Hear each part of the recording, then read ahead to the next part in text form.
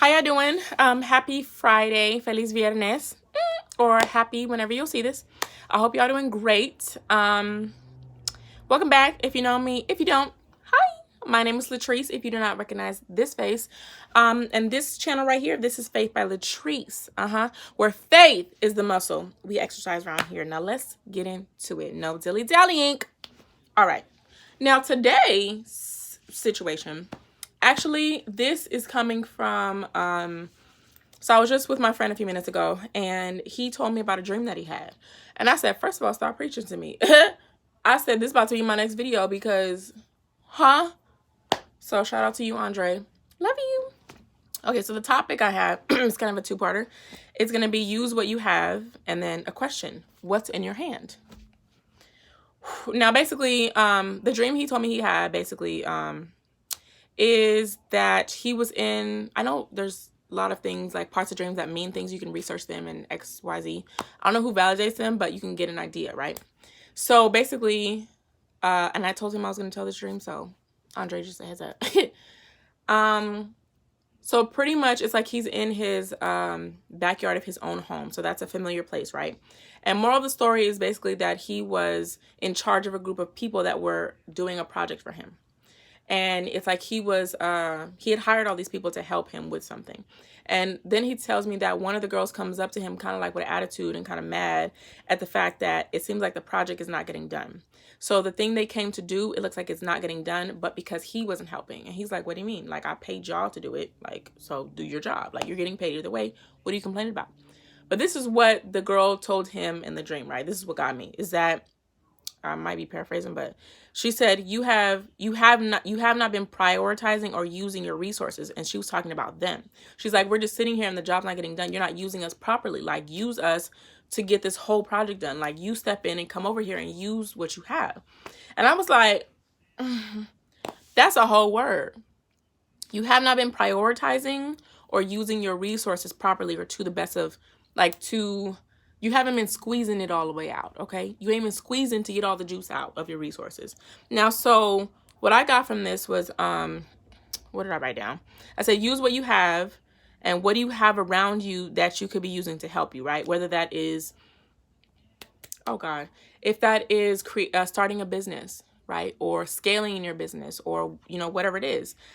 And I put down people think about the tools you have, right? People, relationships are probably one of the greatest resources you will ever have. Most times, even people know in all kind of businesses, industries, it's not what you know, but it's who you know. Like, who you know gets you in the door half the time. Woo! You can be the smartest person, but if you don't have good relationships, if you can be the most wisest, smartest, most versed in your field, but if you don't have relationships, good relationships at that, if you're not cultivating relationships, if you're not using the people around you, like not using them per se, like manipulating them, but just investing in your relationships and seeing how you can benefit one another, how you can add value to each other's lives, you won't really get as far as you could possibly get. Let's just say that. And then, because honestly, this is something I know personally. Like, I'm gonna talk about this to the day till it's over. Pensole, okay? Pensole. Y'all just put that in. And then, I'm sorry, I look it up every time and I always get the names backwards. Lewis Business College in Detroit. Y'all know, just look it up. Dr. Dwayne Edwards. Look him up. He's a very wonderful, kind, wonderful, awesome guy, okay? So, I'm gonna use this example till forever. Like, I feel like I had no business being there. Sir, why did you pick me to be there? Because what? But what was, while I was there, what I learned, because God has always done this with me, is that I take what I have already and make it work. No, I don't use Illustrator and Photoshop every day. Couldn't remember the last time I'd used Illustrator, Photoshop before going there, right? But I had experience using it. I'd taken classes before, I used it for something else, playing around. Or if I didn't have it, I would use programs like it and just do what I need to do to get what I need to get done, okay? I'd use what I had to make it work, okay? That's always been my story. And God has always been like, girl, you got more than what you got. You don't need what they have. You don't need what you think you need to get what you got to get done. Okay, I hope that makes sense. You don't need what everybody else has. They may have the $1 million startup. They may have these research. They may have all of this, these programs, these access to things. What you have, it is worth more than you think. Oh, Jesus, do not discount the tools that you have right now, because Just dig a little deeper. Dig a little deeper, dig a little deeper, okay? Remember, I be telling y'all, take inventory of what you have because you have more than you think. Let me prove it to you. Y'all remember I just gave you a verse in Exodus about Moses and the children of Israel in front of the Red Sea, right? Now, the verse I read y'all last time was Exodus chapter 14, verse 13. I think 13 and 14. 15 and 16 is this whole situation. So let me just give you to you right quick, and we're going to be about up here. Okay, escúchame, please. So, verse 12, basically. This is them complaining to Moses, like, bro, why you got us out here like this? When we could have just stayed in Egypt, we wouldn't have no problems. You could have just let us be there and serve him, but you got us out here by the wilderness, and we about to die. Boom.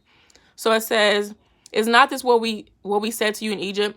Leave us alone that we may serve the Egyptians, for it would have been better to serve the Egyptians than to die in the wilderness. And Moses said to the people, fear not, stand firm, and see the salvation of the Lord, which he will work for you today. For the Egyptians whom you see today, you shall see never again. The Lord will fight for you, and you only have to be silent. He was like, what y'all worrying about? So boom, they having this conversation going back and forth, and God overhears it like, what? So this is what God tells Moses. The Lord says to Moses, why do you cry out to me? Tell the people of Israel to go forward. Lift up your staff and stretch out your hand over the sea and divide it, that the people of Israel may go through the sea on dry ground. God said, what you crying out to me for? Why you bringing me in this? I already gave you a tool to get you where you needed to go. Because when God first called Moses to on this assignment to set his people free from the Egyptians, Moses had all this like apprehension, anxiety, worry, like why are you picking me? I'm the background guy. Why you got me up here doing all this? Like, pick somebody else. I have a speech impediment. I can't do this. God was like, bro, I got you. I'm going to be with you. He was still complaining. God was like, I'm gonna send somebody with you, which is Aaron. He's still complaining. God's like, bro, at this point, God was getting mad because he's like, stop telling me about all the things you cannot do. I'm going to be with you. I'm sending you help. I got you whole time. So, and he was like, to prove it to you, I'm bringing my power with you. Moses had a staff. You know them like sticks that them old people be walking on? I'm sorry, not old, but you know, if you need whatever. He had a staff. Now, God showed him that his power was with him, right?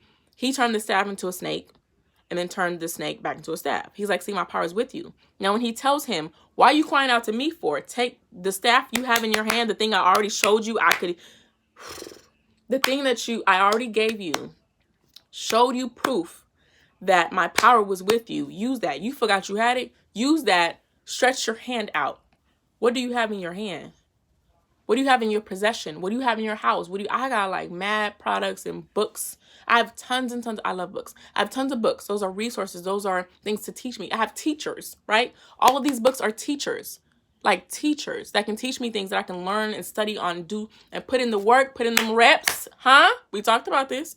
Put in them reps myself, put in the work myself and learn on my own because there's tons of tools, right? I can do that and start something. I can do that and do, you get what I'm saying? So God was like, take what you already have. I don't have to give you nothing new. Take what you already have, stretch your hand out and move forward. Tell the people to move forward. Because the sea is going to divide and they're going to go on dry ground. He'd already told them how it was going to work. What?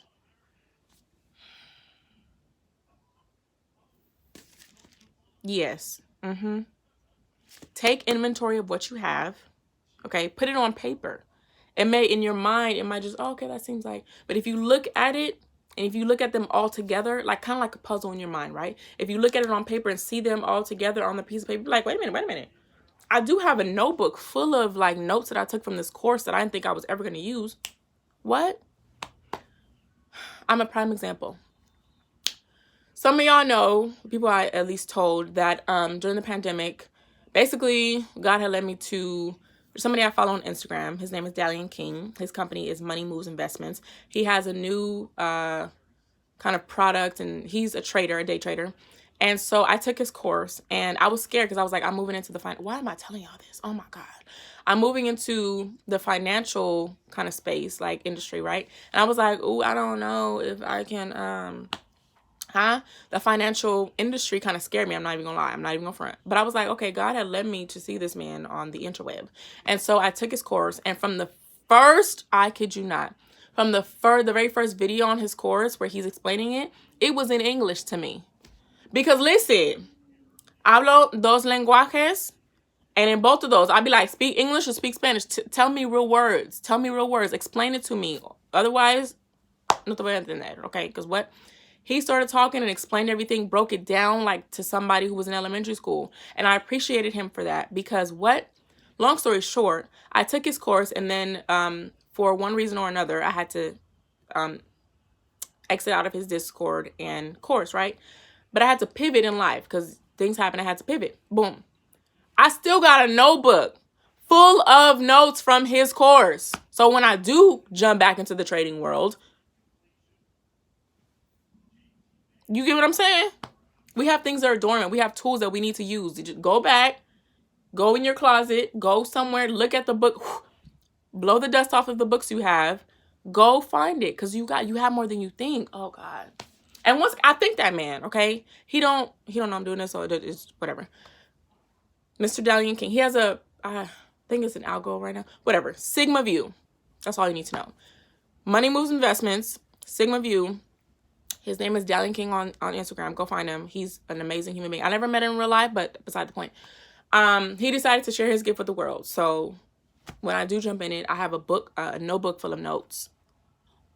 Oh, God. Anyway, that's it. I love you. This went a little bit long. I love you. If nobody has told you today, esta día hoy que te estoy hablando ahora mismo con mis trencitas. I love you. What? You got it.